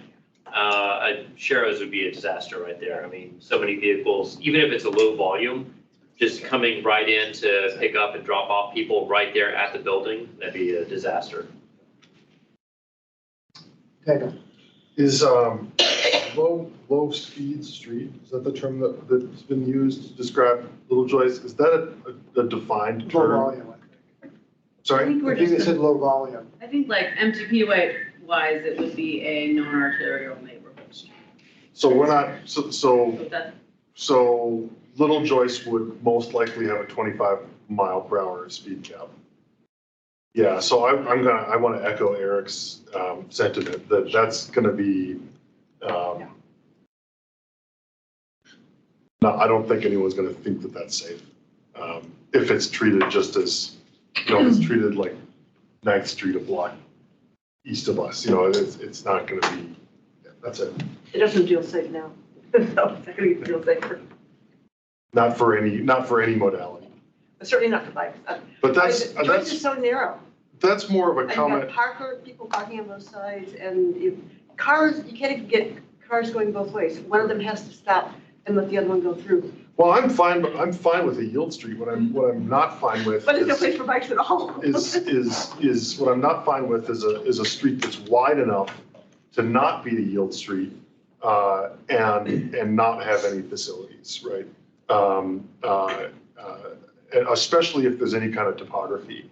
I mean, I was almost in a head-on this morning because a vehicle was coming up a crest at 35 miles an hour, dead center of a street that was wide enough where that kind of thing was tempting to do. So I guess that's more of a comment in the direction of DES staff than it is in the direction of the applicant. But take note, I guess. I think, just building on what Jane said, we've submitted comments and we'll work with the applicant, because on Little Joyce, for instance, we're looking at the overall cross section. I think we have comments about the geometry, we have comments about curb cuts, can some be consolidated? Some may need to stay for fire access reasons for existing buildings, for instance, but comment is well taken. I think we're gonna be working to resolve it. And I do think the proposed curb to curb of Little Joyce could accommodate more than Sharrow's. It's just then you don't have parking, right? I mean, there's a give and take there, and there's also now an expanded, park that's gonna be there, and maybe people want parking alongside the park versus a bike lane. I don't know. We'll talk about it at SPRC, I'm sure. Well, I guess one thing I hope that DES does, at least when it comes to pushing back against the fire marshal, is to remember that the current fire code that Virginia has adopted allows for 10-foot wide travel lanes where the purpose is traffic control. I know that the fire chief doesn't like that reading, but the fire chief is wrong, and is ignoring the commentary and related language. So I'm just frustrated, and I'm frustrated in your general direction, for which I apologize, that you have to be in that direction right now. Not at, just toward. I feel it, Daniel, I feel it.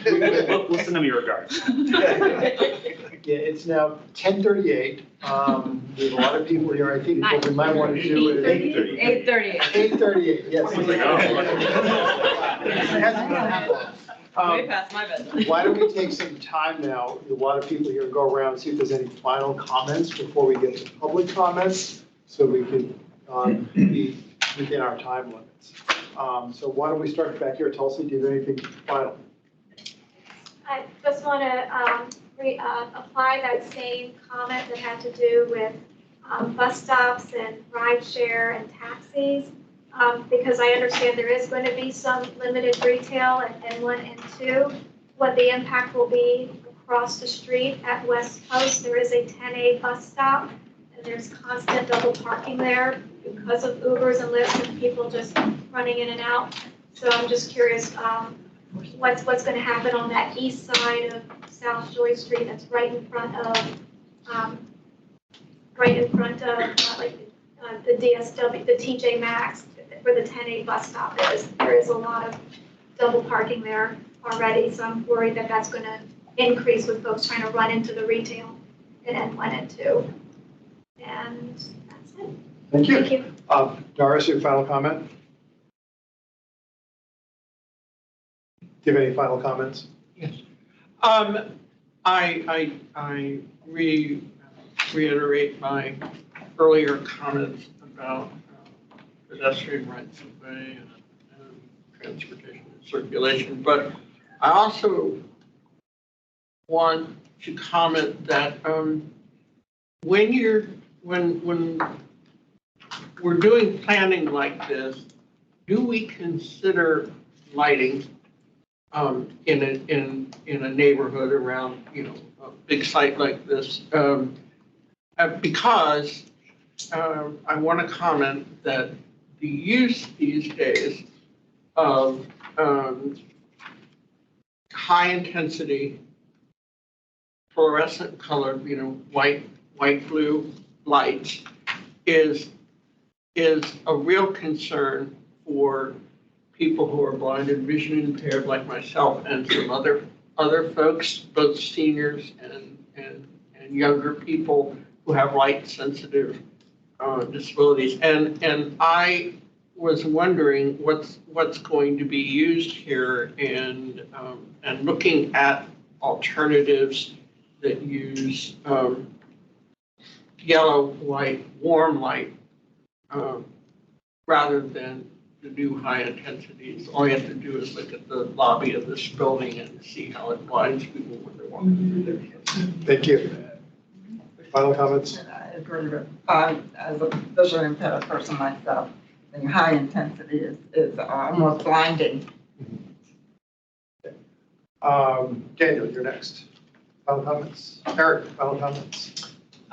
Just, thinking about the intersection of the green ribbon and the bike path, and I'd like to think about that more, but I think I've been persuaded that given the use, probably personally okay with it, given the speed of the bikes going through there. So we'll continue to engage on that. Thanks. Leo? Yeah, I'd like to commend and support and encourage the gentler grades as a use in general to avoid both curbs and handrails as much as possible. And next. We didn't get a chance to touch on it at SPRC, but I am concerned about the pickup and drop off and where the lobbies are located in the buildings, and that the pickup and drop off do not kind of impair the ability to get in and out of the garage. So I realize those details are SPRC, but I'd like to see how that's going to get done. Okay. Ms. Van Dyne. Thank you.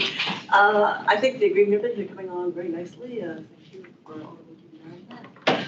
And I like the idea of making the little street that's a dead end into a wooner. That'd be great. And be greener too. Greener, and anybody can use it. I would find it useful at some point to have layouts that show what all the pedestrian passages are, what all the bike passages are, what all the driving passages are, how the loading, where big trucks go, where does a fire engine go. Not clear to me from what you're talking about. Don't necessarily need it for LRPC, but we definitely need that. Thank you.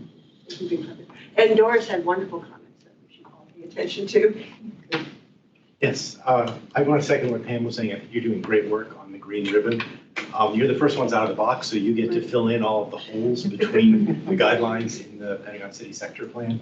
And I really look forward to the SPRC when we talk about the details of things like wayfinding, things like public art, things like respite areas, and how those designs will then be used by the other areas in the city sectors. Keep it up. So appreciate all the discussion on pedestrian and bicycle transit, and I really appreciate the openness to kind of making changes and improving, accessibility, and to include the stuff you did before the meeting, especially kind of the accessibility to the neighborhoods of obviously Aurora Highlands and also Arlington Ridge. We didn't talk about it, but I still do really appreciate that connection to that Hume stair. And obviously making that an easily transitable area as well. So thank you guys. And I also second Pam's request for kind of a map to better understand, the different accessibility and transit. Nothing but me. I really love the changes you've made for I think it's the east-west pedestrian connection where you've kind of merged between having an accessible ramp, but also expanding view sheds. So I think that looks really promising. Theo?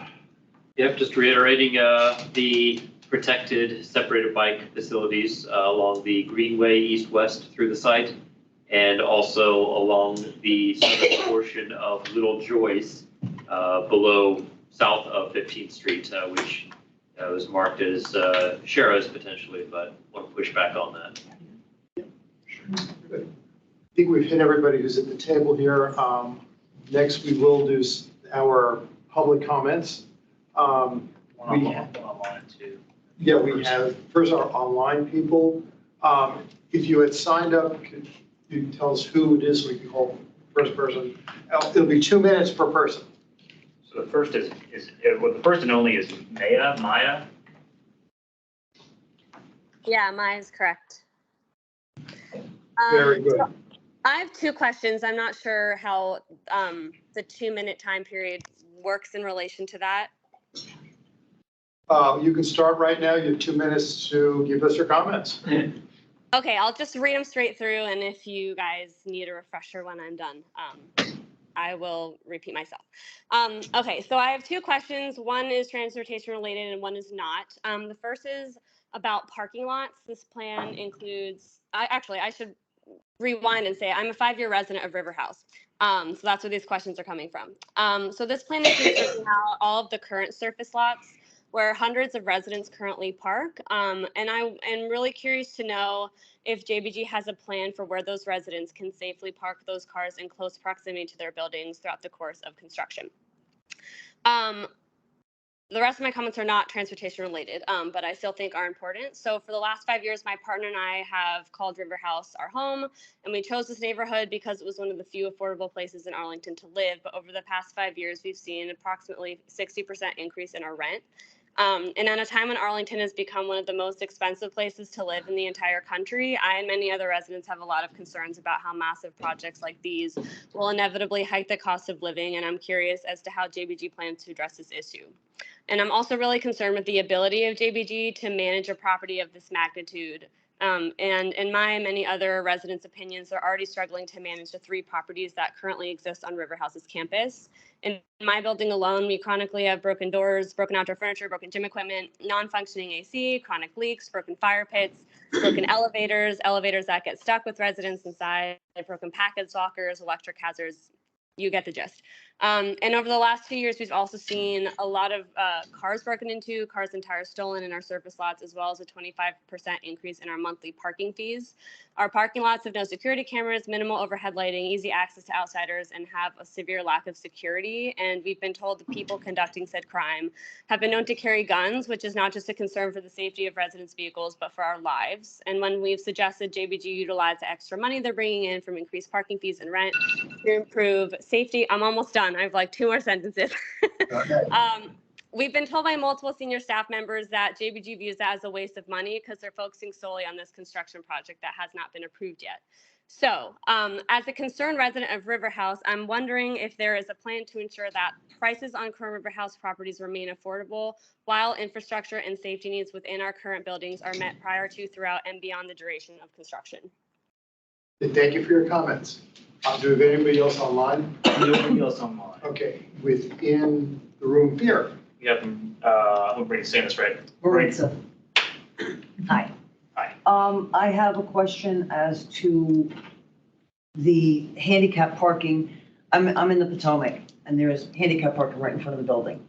Okay, people who are in the garage who are handicapped, it's not accessible for them. Bonnie has had that issue. If they're going to be building there, what are we doing with the handicap parking? Because not everybody's going to be going into the garage. So how are we handling that so that they have accessibility?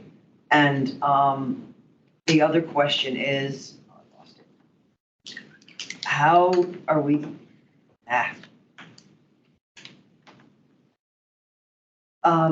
right now, with all that outdoor parking, and I park in the garage, so my parking's fine.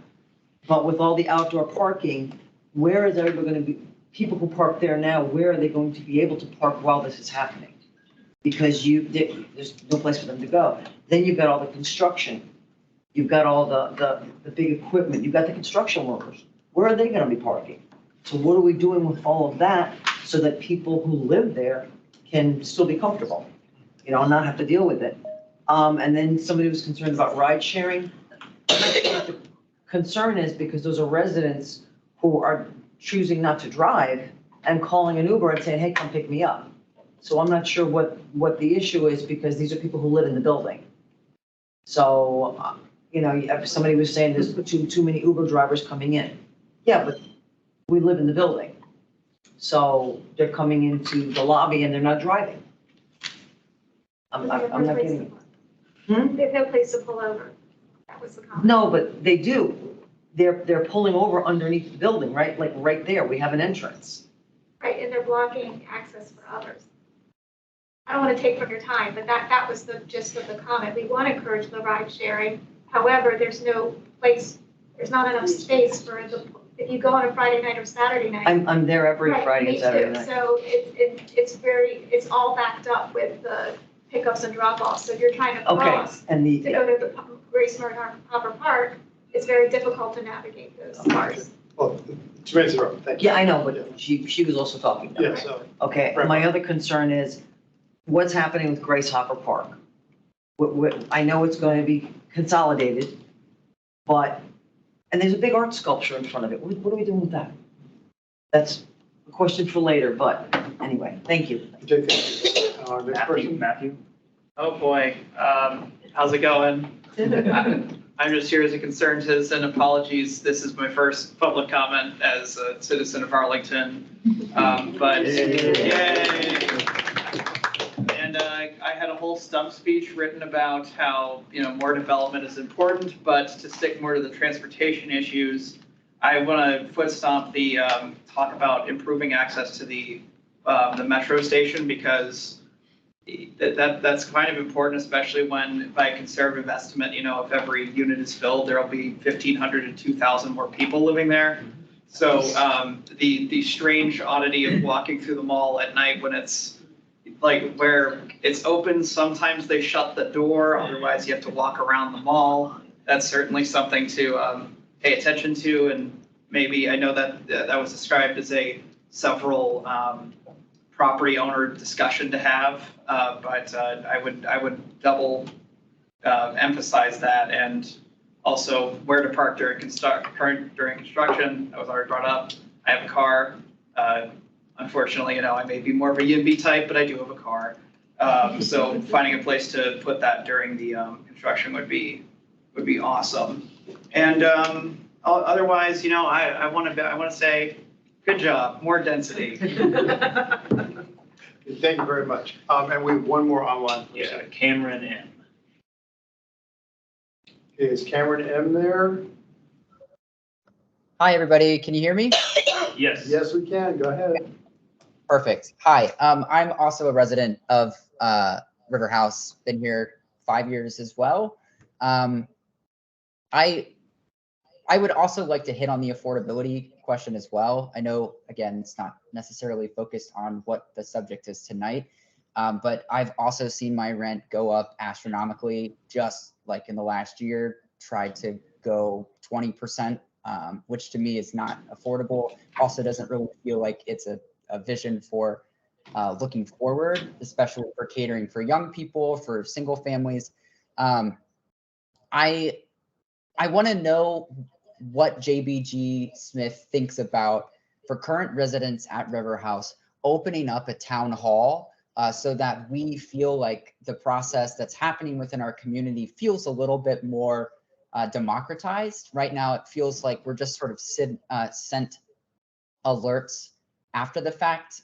Like this long-term planning meeting was sent maybe in September. We didn't receive anything for tonight's meeting specifically. So it would be really great for the residents here to actually receive correspondence and feel like we're part of the discussion versus sort of being talked at. So if there's a way to sort of arrange a town hall within River House with the current residents, I think that'd be a great idea. Okay, thank you very much. I think that concludes the public commenter portion of this. And remind everybody, November 16th is our final LRPC meeting for this, and then we will move on to SBRCs. Commissioner Rear will be chairing those over there. Thank you all for coming out this evening. I think this has been a useful meeting. And I thank the staff and the applicant for their presentations. I think that helped direct the conversation well. So anyway, with that. So at our next meeting, are we going to be able to go back to issues from the first meeting? Yes, that's exactly what we want to do in our next meeting. We want to remind everybody what has changed from the first meeting and from this one, and then have the discussion on that. So that will be what the agenda will be for our next meeting. So anyway, thank you all, and we're done. Thanks, Jim. Yeah,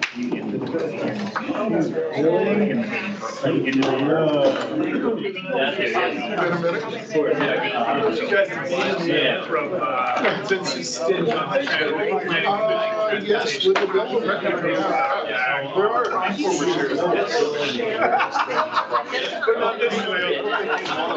That's for everybody. Yeah, it's literally, it's like a carrot. Around. Pretty soon we're gonna have to start talking about air taxes. You're up there, it's gonna go. More capacity. No parking required. I didn't get a state on that. Yeah, thank you. You're trying to email.